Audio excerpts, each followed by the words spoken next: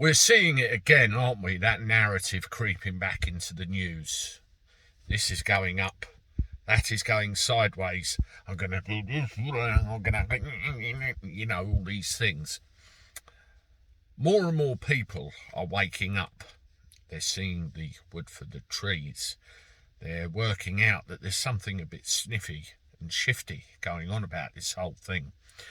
But there's still a very large portion of our society that believe very much what the mainstream media tell them on a daily basis, which is a shame. And as a result, they fall for the wind-ups that inevitably come with such beliefs. And a couple of years ago, when everything started, I'm ashamed to admit I was one of them. I thought, shit, the Great Plague's coming.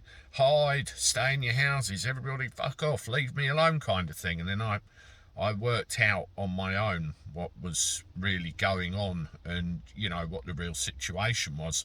Unfortunately, there are many out there that are rather swallowed in by the narrative, and some are so scared they won't leave their own houses, and others take more drastic action than that.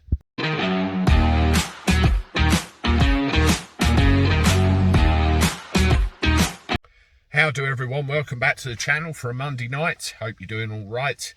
I just wanted to bring you this story really.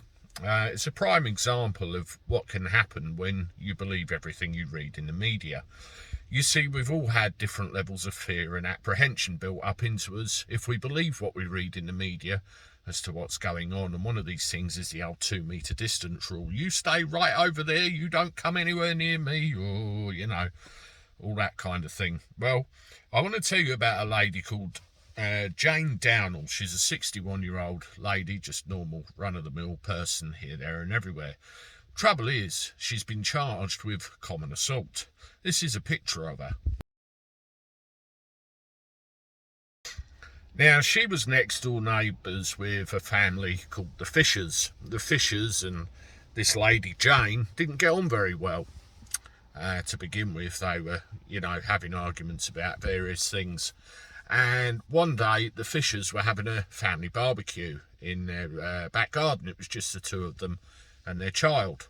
Anyway, Mrs. Fisher decided that she wanted to approach a fence bordering all of the gardens and talk to one of the other neighbours. And she had a little one with her, the girl. And Lady Jane, we shall call her, suddenly come out of her house and said, "Get away from my fence. I want you 2 metres away. Get away. That's enough. Get back." And the Fishers were like, what the fuck's this woman on? Which is fair enough. And because they didn't move, Jane decided to spray the Fishers, the female Fishers, should we say, with some disinfectant.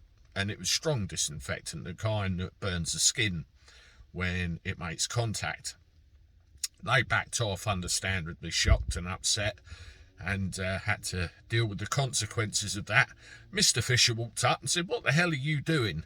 And you know what? She tried to spray him as well. Unfucking believable. Now, on the face of it, you would call this, she's turned completely loopy. But in my view, it's just a plain example of what effect on the mind all the media scaremongering can have. And unfortunately, 2 people, nearly 3 people, got hurt as a result.